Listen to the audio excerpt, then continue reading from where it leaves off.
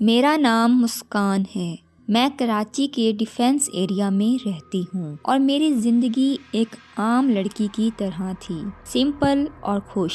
لیکن ایک دن میری زندگی ایک ایسی خوفناک موڑ پر آ گئی جو شاید میں کبھی بھول نہیں سکتی۔ یہ کہانی اس رات کی ہے جب ایک جن نے میری زندگی کو ہمیشہ کے لیے بدل دیا۔ آپ دیکھ رہے ہیں ایول سٹوریز ود زرنش۔ آج کی کہانی بہت سیریس اور خوفناک ہونے والی ہے، جو ہمیں بھیجی ہے ہماری بہن مسکان نے، جو بہت مشکلات سے گزر رہی ہے۔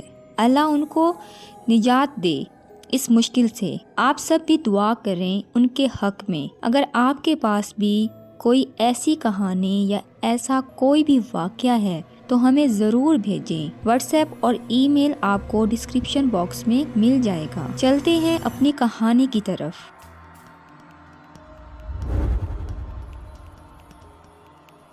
میں ایک سمپل سی لڑکی ہوں جو اپنے ماں باپ کے ساتھ کراچی کے ڈیفنس ایریا میں رہتی ہوں۔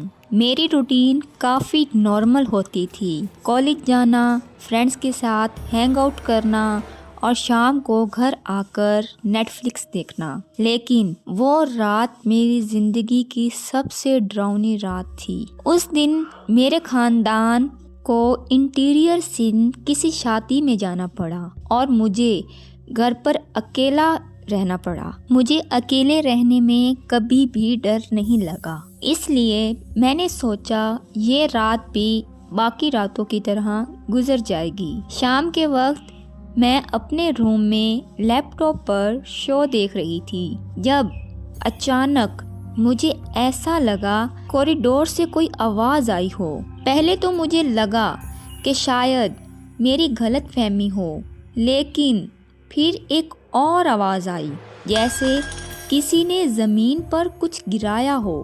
میں دروازہ کھول کر ہال میں گئی، لیکن وہاں بھی کچھ نہیں تھا، صرف ایک عجیب سی خاموشی اور اندھیرا تھا۔ جب میں اپنے کمرے میں واپس آئی تو مجھے لگا کہ کوئی مجھے دیکھ رہا ہے۔ ایک عجیب سا احساس تھا، لیکن میں نے اپنے آپ کو سمجھایا کہ شاید میں اوور تھنکنگ کر رہی ہوں۔ رات کے 2 بجے کے قریب مجھے محسوس ہوا کہ کوئی میرے بیڈ کے پاس کھڑا ہے۔ میں نے دھیرے سے اپنی آنکھیں کھولیں اور مجھے جو دکھائی دیا اس نے میری روح کو ہلا کر رکھ دیا۔ بیڈ کے کارنر پر ایک کالا سایہ بیٹھا ہوا تھا۔ اس کا چہرہ کلیئر نہیں تھا، لیکن مجھے اس کی آنکھیں دکھائی دے رہی تھیں، ایک دم سرخ جیسے آگ جل رہی ہو۔ مجھے لگا کہ میں چیخوں گی، لیکن میری آواز میری گردن میں اٹک گئی تھی۔ وہ سایہ دھیرے سے ہنسنے لگا اور اس کی ہنسی اتنی بھیانک تھی کہ میری سانسیں رک گئیں۔ مجھے نہیں پتا کیسے، لیکن میں بے ہوشی کی حالت میں چلی گئی۔ جب صبح آنکھیں کھلی تو مجھے لگا کہ شاید یہ ایک برا خواب تھا، لیکن میرے بیڈ کے پاس ایک جلتی ہوئی ماچس ملی۔ میں شور تھی کہ میں نے ایسا کچھ اپنے کمرے میں نہیں رکھا تھا کبھی بھی۔ اس دن کے بعد میری زندگی بدل گئی۔ مجھے ہر وقت لگتا تھا کہ کوئی میرے ساتھ ہے، کبھی مجھے لگتا کہ میرے کان کے پاس کوئی آواز دے رہا ہے، اور کبھی لگتا کہ کوئی مجھے چھو رہا ہے۔ ایک دن جب میں اپنے گھر میں اکیلی تھی تو ایک دروازہ اپنے آپ زور سے بند ہو گیا۔ میں رات بھر آیت الکرسی پڑھتی رہی، لیکن وہ کالی شکل کا سایہ مجھے ہر جگہ محسوس ہوتا تھا۔ ایک رات مجھے اپنے ہی آئینے میں ایک عورت دکھائی دی۔ اس کا چہرہ پورا کالا تھا اور اس کی آنکھیں جیسے میری روح کو چیر رہی تھیں۔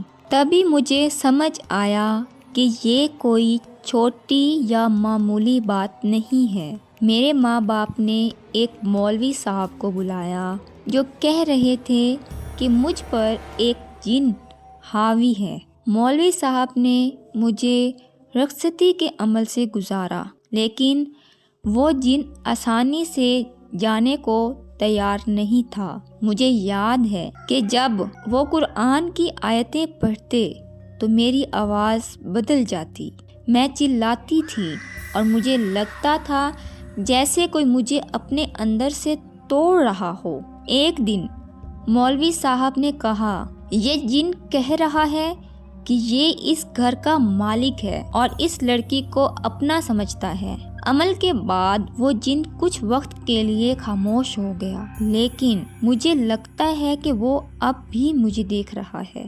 رات کے وقت مجھے اکثر محسوس ہوتا ہے کہ کوئی میرے قریب چل رہا ہے۔ کبھی مجھے لگتا ہے کہ وہ مجھے آوازیں دے رہا ہے اور کبھی لگتا ہے کہ وہ مجھے اپنے ساتھ لے جانے کی کوشش کر رہا ہے۔ یہ میری کہانی ہے، ایک ایسی کہانی جو شاید آپ کو ایک وارننگ دے۔ جن اور چڑیلوں کی دنیا سچ ہے اور کبھی کبھی یہ ہمارے قریب ہوتے ہیں بنا ہمیں پتہ چلے۔ بہت شکریہ مسکان، آپ نے اپنا قصہ بتایا ہمیں۔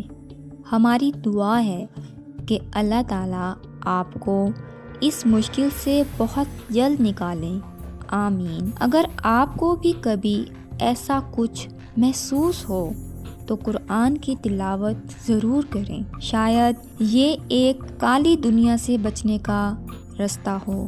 کہانی پسند آئی ہو تو چینل کو ضرور سبسکرائب کریں، ویڈیو کو لائک کریں اور اپنے دوستوں کے ساتھ لازمی شیئر کریں۔ اب ملتے ہیں اپنی اگلی ویڈیو میں، تب تک کے لیے اللہ حافظ۔